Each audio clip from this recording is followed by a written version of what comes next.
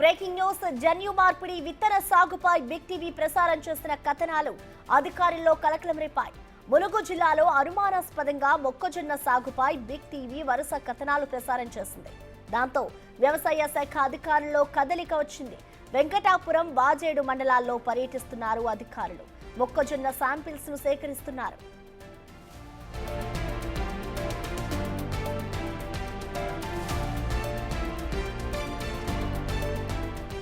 ములుగు జిల్లాలో 4 ఏళ్లుగా ఇదే తరహాలో రహస్యంగా మొక్కజొన్న సాగు చేయిస్తున్నారు.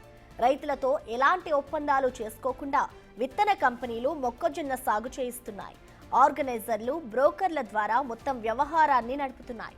అయితే రైతులకు సరైన దిగుబడి రాకపోవడంతో విత్తన కంపెనీల నిర్వాకం బయటపడింది.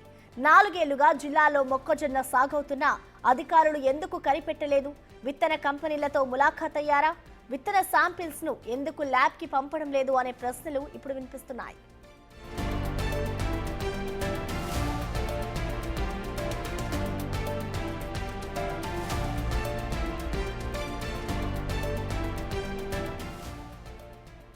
దీనికి సంబంధించిన పూర్తి సమాచారాన్ని మా ఇన్పుట్ ఎడిటర్ పవన్ లైవ్ ద్వారా అందిస్తారు. పవన్, ములుగు జిల్లాలో జరుగుతున్న మొక్కజొన్న సాగుపైన బిగ్ టీవీ కథనాలకు అటు కదలిక వచ్చింది. అధికారులు ఈరోజు ఉదయం నుంచి క్షేత్రస్థాయిలో పర్యటిస్తూ ఉన్నారు. అటు వెంకటాపురం, వాజేడు మండల గ్రామాలలో క్షేత్రాలలో, వ్యవసాయ క్షేత్రాలలో అధికారులు ఈరోజు ఉదయం నుంచి కూడా పరిశీలిస్తున్నారు. ఎంత విస్తీర్ణంలో పంట వేశారు, ఏ రకం మొక్కజొన్నను సాగు చేస్తున్నారు, విత్తనాలు ఎక్కడి నుంచి సేకరించారు, ఎక్కడి నుంచి తీసుకొచ్చారు, ఏ రకమైన పెస్టిసైడ్స్, పురుగు క్రిమి సంహారక మందులు వాడుతున్నారు, తదితర వివరాలన్నింటినీ కూడా రైతుల నుంచి అడిగి తెలుసుకుంటున్నారు. వాళ్ళ వివరాలన్నింటినీ కూడా వెంటనే నమోదు చేస్తున్నారు. అయితే అటు జన్యు మార్పిడి విత్తనాలా కాదా అనే దానిపైన కొంత సంశయం నెలకొంది. వాస్తవానికి అనేక అనుమానాలు వ్యక్తం అవుతున్నాయి. ఊరు పేరు లేని కంపెనీలు తీసుకొచ్చి అక్కడ ఈ విత్తనాలు, జన్యు మార్పిడి విత్తనాలతో అక్కడ ప్రయోగాలు చేయిస్తున్నారన్న అనుమానాలు అటు వ్యక్తం చేయడం, ఆ దిశగా కథనాలు ప్రసారం చేయడంతో అధికారులు కూడా ఒక్కసారిగా అప్రమత్తమయ్యారు. అటు వ్యవసాయ శాఖ అధికారులతో పాటు వైద్య శాఖ అధికారులు కూడా అటు ఆయా గ్రామాలలో క్షేత్రస్థాయిలో పర్యటిస్తున్నారు. పలువురు అస్వస్థతకు గురవడంతో వాళ్ళు ఎందుకు అస్వస్థతకు గురయ్యారు, ఈ పంట సాగుతో వాళ్ళు అస్వస్థతకు గురయ్యారా, లేకుంటే మోతాదుకు మించి క్రిమి సంహారక రసాయన మందులు వాడడం, అవి కూడా సురక్షితంగా తగిన చర్యలు తీసుకోకుండా వాడడం వల్లనే వాళ్ళు అనారోగ్యానికి గురయ్యారా అనే వివరాలను అటు వైద్య శాఖ అధికారులు సేకరిస్తున్నారు. మరోపక్క వ్యవసాయ శాఖ అధికారులు మాత్రం ఈ పొలాలలో తిరుగుతూ ఆ కంకెలను వాటిని తీసుకున్నారు. వాటిని అన్నింటినీ కూడా ఉన్నతాధికారులకి పంపిస్తాము, పూర్తి స్థాయి నివేదికను కోరుతామంటూ కూడా వాళ్ళందరూ కూడా చెప్తున్న పరిస్థితి. అయితే 4 ఏళ్లుగా ఇదే తంతు కొనసాగుతున్నా ఇన్ని రోజులు ఎందుకు పట్టించుకోలేదన్న అనుమానాలు అయితే వ్యక్తం అవుతున్నాయి. స్థానికంగా ఉన్న విత్తనాల వ్యాపారులు కావచ్చు, బడా కంపెనీలకు ప్రతినిధులుగా వ్యవహరిస్తున్న వ్యక్తులతో స్థానిక వ్యవసాయ శాఖ అధికారులు కూడా కుమ్మక్కయ్యారనే ఆరోపణలు పెద్ద ఎత్తున వినపడుతున్నాయి. ఒక పక్క ఆయిల్ పామ్ సాగు పట్ల అటు ప్రజల్లో అవేర్నెస్ క్రియేట్ చేయడానికి అనేక కార్యక్రమాలను తీసుకొస్తున్నారు.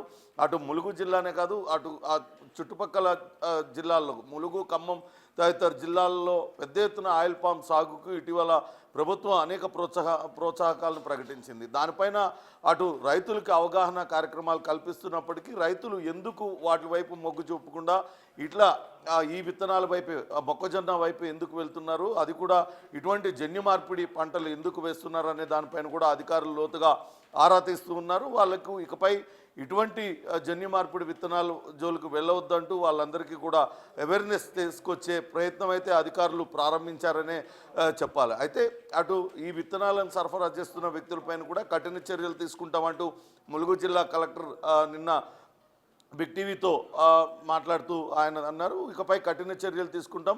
గడిచిన 4 సంవత్సరాలుగా ఇదే రకంగా జరుగుతుందని మా దృష్టికి కూడా వచ్చింది.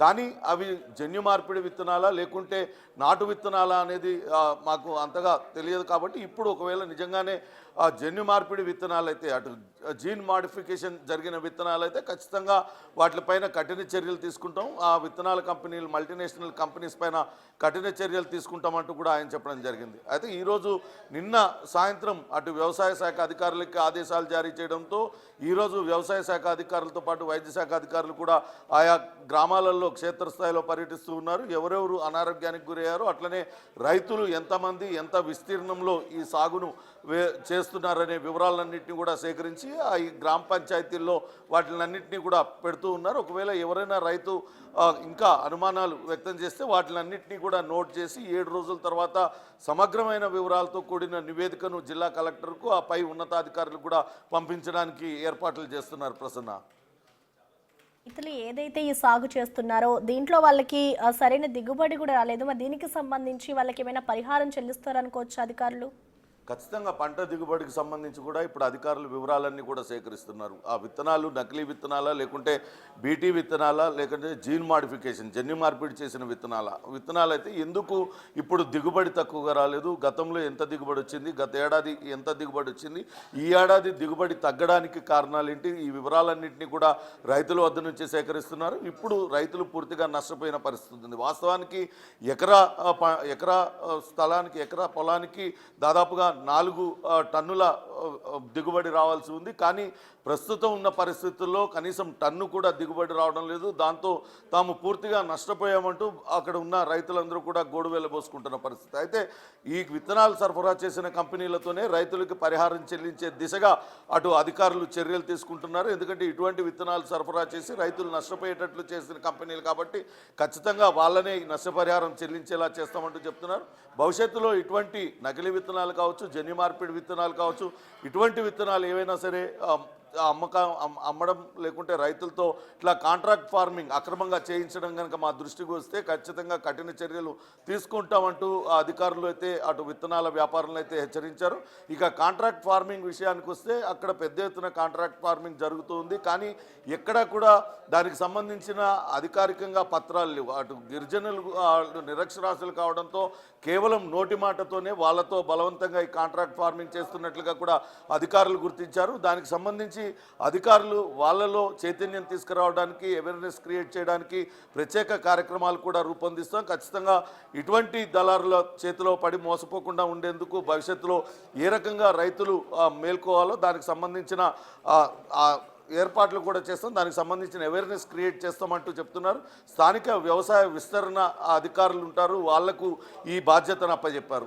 వచ్చే సంవత్సరం ఏ పంట వేయాలి, ఏ పంట వేస్తే ఎలాంటి విత్తనాలు తీసుకోవాలి, దానికి సంబంధించి ఎలాంటి క్రిమి సంహారక మందులు వాడాలి, ఇవన్నీ కూడా రైతుల్లో అవగాహన కార్యక్రమాలను కూడా చేపడతామని జిల్లా కలెక్టర్ చెప్తున్న పరిస్థితి అయితే ఉంది. ప్రసన్న, అంటే పవన్, దీన్ని బట్టి చూస్తే అంటే కేవలం రైతుల్లో అవగాహన లేకపోవడం వల్లే వాళ్ళు ఈ సాగు చేస్తున్నారు అనుకోవచ్చా? ఖచ్చితంగా రైతుల అమాయకత్వం, నిరాక్షరాస్యత అవి చాలా దూరంగా ఉండడం, రాష్ట్రానికి సరిహద్దు ప్రాంతం, గిరిజనులు ఉండే ప్రాంతం కావడంతోనే ఇటువంటి మల్టీనేషనల్ కంపెనీలు ఆ ప్రాంతాన్ని తమ ప్రయోగశాలగా మార్చుకున్నాయి. అక్కడ ఈ రకమైన విత్తనాలు ఒకవేళ అధిక దిగుబడి వస్తే కనుక అవి మొత్తానికి విస్తరించే ప్రయత్నాలు అయితే చేస్తున్నారు. ఇక్కడ క్షేత్రస్థాయిలో దాన్ని ప్రయోగశాలగా మార్చుకొని అమాయక రైతులతో ఆ విత్తనాలను నాటించి అక్కడ వ్యవసాయం చేపిస్తున్నారు. ఆ వ్యవసాయం అక్కడ సరిగ్గా రాకపోయినప్పటికీ మనం నిన్న చూసాం, ఆ మొక్కజొన్నకు ఎక్కడ కూడా గింజలు రాని పరిస్థితి, అక్కడో గింజ అక్కడో గింజ ఉంది. అటువంటి వాటిని కూడా బెండుతో సహా తిరిగి కొనుగోలు చేసి వాటిపైన మరిన్ని ప్రయోగాలు చేస్తూ అక్కడ అమాయక రైతుల్ని మోసం చేస్తున్న పరిస్థితి అయితే ఉంది. దాంతో అక్కడ రైతులు తీవ్రంగా నష్టపోతున్న పరిస్థితి ఉంది. కాబట్టి ఇటువంటి చర్యలకు పాల్పడుతున్న కంపెనీలపైన కూడా దృష్టి సారించాం. ఇకపైన అటువంటి చర్యలకు కనుక పాల్పడినట్లయితే కఠినంగా వ్యవహరిస్తామంటున్నారు. కానీ ప్రజలు మాత్రం గడిచిన 4 సంవత్సరాలుగా ఇదే రకంగా వ్యవసాయం చేస్తున్నా, ఇప్పటి వరకు మమ్మల్ని పట్టించుకోలేదు అంటూ వాళ్ళు రోడ్డెక్కిన పరిస్థితి. నిన్న రైతులందరూ కూడా అటు పాదయాత్రగా వెళ్ళి అధికారులకు వినతి పత్రం ఇచ్చి మమ్మల్ని ఈ అప్పుల బారి నుంచి కాపాడాలి, ఈ దళారులు చేస్తున్న మోసాల బారి నుంచి కాపాడాలంటూ వాళ్ళు వినతి పత్రం ఇవ్వడం, అవన్నీ కూడా కథనాలు బిగ్ టీవీ ప్రసారం చేయడంతో కొంతవరకు అధికారుల్లో చలనం వచ్చిందని చెప్పాలి. ప్రసన్న, అయితే పవన్, ఇప్పటి వరకు అంటే దాదాపు 4 సంవత్సరాల నుంచి కూడా ఇటు రైతులు అయితే ఈ సాగు చేస్తున్నారు. సో మరి ఇప్పటి వరకు ఎంతమంది రైతులు ఈ సాగు చేశారు అనే వివరాలు ఏమైనా తెలుసాయా పవన్? అయితే ఇప్పుడు నిన్న అటు డిఏఓ డిస్ట్రిక్ట్ అగ్రికల్చర్ ఆఫీసర్కి కలెక్టర్ దివాకర్ టిఎస్ ఆదేశాలు జారీ చేశారు. మొత్తం ఎంత విస్తీర్ణంలో ఈ పంట సాగు చేస్తున్నారు, మండలాల్లో ఏ ఏ గ్రామాలలో ఈ విత్తనాలతో సాగు జరుగుతుంది, పూర్తి వివరాలను సేకరించాలని చెప్పారు. నిన్న ప్రాథమికంగా అందిన ఆ నివేదిక ప్రకారం 1800 ఎకరాలలో ఈ సాగు జరిగినట్లుగా అధికారులు ప్రాథమికంగా అంచనా వేశారు. కానీ ఇంకా ఈ సాగు విస్తీర్ణం ఇంకా కూడా పెరిగే అవకాశం ఉంటుంది. దాదాపుగా 4000-5000 ఎకరాలలో మొక్కజొన్నను పండిస్తున్నట్లుగా చెప్పారు. ఉమ్మడి వరంగల్, ఖమ్మం జిల్లాల్లో అత్యధికంగా మొదటగా మిరప పంటను పండిస్తారు, ఆ తర్వాత మొక్కజొన్న, తర్వాత వరిని, కొన్ని ప్రాంతాల్లో వరిని అధికంగా పండిస్తారు. కానీ ఇప్పుడు మనం నిన్న చూసిన ప్రాంతాల్లో అటు ములుగు జిల్లాలో అత్యధికంగా మిర్చిని పండిస్తారు, ఆ తర్వాత మాత్రం మొక్కజొన్న అక్కడ ఎక్కువగా పండుతూ ఉంటుంది. కాబట్టి ఇంకా విస్తీర్ణం, ఈ మొక్కజొన్న సాగు చేస్తున్న విస్తీర్ణం ఇంకా అధికంగా ఉండే అవకాశం ఉంటుంది. ప్రాథమికంగా మాత్రం 1800 ఎకరాలంటూ కలెక్టర్కి నివేదిక ఇచ్చారు. ఇప్పుడు క్షేత్రస్థాయిలో అధికారులు అటు పరిశీలిస్తున్నారు, రైతుల్ని వివరాలన్నింటినీ అడిగి తెలుసుకుంటున్నారు. ఎన్ని ఎకరాలలో ఈ పంట సాగు చేస్తున్నారనే వివరాలన్నింటినీ కూడా సేకరిస్తున్నారు. కాబట్టి ఈ రోజు నుంచి 7 రోజుల పాటు ఈ ప్రక్రియ అంతా కొనసాగుతుంది. దాంతో ఒక కరెక్ట్ ఫిగర్, ఎన్ని వేల ఎకరాలలో ఈ విస్తీర్ణం కొనసాగుతుంది, ఎంతమంది రైతులు మోసపోయారు, ఎంత మేర నష్టపోయారనే పూర్తి వివరాలను వారం రోజుల తర్వాతే అధికారులకు అందే అవకాశం ఉంటుంది. పూర్తి నివేదిక సిద్ధమైన తర్వాత అటు జిల్లా కలెక్టర్తో పాటు ఇతర ఉన్నతాధికారులు కూడా పంపడానికి అటు మండల స్థాయి అధికారులు రంగం సిద్ధం చేస్తున్నారు. ప్రసన్న, అయితే పవన్, రైతులు ఎవరైనా కూడా ఏదైనా విత్తనం కొనే ముందు కానీ, అలాగే విత్తనం వేసే ముందు కానీ ఇటు అధికారులు అయితే వాళ్ళని అలర్ట్ చేస్తూ ఉంటారు విత్తనానికి సంబంధించి. దాదాపు ఈ ఘటన 4 సంవత్సరాల నుంచి కూడా ఇటు రైతులు ఆ పంట పండిస్తున్నా కూడా ఇటు అధికారులు వాళ్ళకి ఎందుకు వాళ్ళని ఇనిషియేటివ్ తీసుకొని ఎందుకు వాళ్ళకి చెప్పలేదు అనుకోవచ్చు? అంటే అధికారుల అలసత్వం ఉందనుకోవచ్చు ఇందులో. ఖచ్చితంగా అధికారుల అలసత్వం కనపడుతూ ఉంది. అట్లనే గిరిజనుల అమాయకత్వం కూడా అటు దళారులకి కలిసి వచ్చింది. మల్టీనేషనల్ కంపెనీలకు అటు ఏజెంట్లుగా వ్యవహరిస్తున్న కొందరు ఈ గిరిజనుల అమాయకత్వాన్ని తమ పెట్టుబడిగా మలుచుకున్నారు. ఈ విత్తనాలు కనుక సాగు చేసినట్లయితే అధిక దిగుబడి వస్తుంది, మీకు గతంలో ఉన్న అప్పులన్నీ కూడా తీరిపోతాయంటూ రకరకాలుగా వాళ్ళని ప్రలోభ పెట్టడం, ముందుగానే పంట వేసుకోవడానికి కావచ్చు, పురుగు మందులు కొట్టుకోవడానికి కావచ్చు, మేమే మీకు పంట సాయం చేస్తామంటూ 5000, 10,000 వాళ్ళ చేతికిస్తూ వాళ్ళందరినీ కూడా తమ గుప్పెట్లో పెట్టుకున్నారు. వాళ్ళను బలవంతంగా ఇవే సాగు చేసేటట్టు. ఈ ఏడాది కొంత దిగుబడి తక్కువ రావడంతో రైతు కొంత నష్టపోయినట్లయితే వచ్చే ఏడాది మరింతగా దిగుబడి వచ్చే విత్తనాలు ఇస్తాం, ఖచ్చితంగా వచ్చే ఏడాది కూడా మా దగ్గరే విత్తనాలు కొనాలంటూ దళారులు వాళ్ళని మోసపూరితంగా వాళ్ళను తమ గుప్పెట్లో ఉంచుకుంటున్న పరిస్థితి. దీనంతటినీ కూడా మండల వ్యవసాయ విస్తరణ అధికారులు ఎప్పటికప్పుడు పరిశీలిస్తూ ఉండాలి. రైతులు అక్కడ భూసారాన్ని బట్టి అక్కడ ఏ విత్తనాలు వేయాలి, ఏ పంట సాగు చేస్తే ఎక్కువ దిగుబడి వస్తుంది అనేది అక్కడ ఎప్పటికప్పుడు అవగాహన కార్యక్రమాలు చేపట్టాలి. కానీ అటువంటి కార్యక్రమాలు ఏమీ చేపట్టకపోవడం, ఇక్కడ గిరిజనుల నిరక్షరాస్యత, ఈ రెండు కూడా దళారులకు కలిసి వచ్చి ఈ రకంగా మోసాలకు పాల్పడుతున్నారు. అయితే ఇప్పుడు బిగ్ టీవీ కథనాలతో అధికారులతో కొంతవరకు చలనం వచ్చింది. చాలా క్షేత్రస్థాయిలో అధికారులందరూ కూడా పర్యటిస్తూ పూర్తి వివరాలను తెలుసుకుంటూ అటు రైతులను కూడా అవగాహన పెంచుకునేలాగా వాళ్ళకి చెప్తూ ఉండడంతో రాబోయే రోజుల్లో ఇటువంటివి జరగకుండా తగిన చర్యలు తీసుకుంటామంటూ కూడా అధికారులు చెప్తున్న పరిస్థితి ఉంది. Prasanna, thank you Pawan.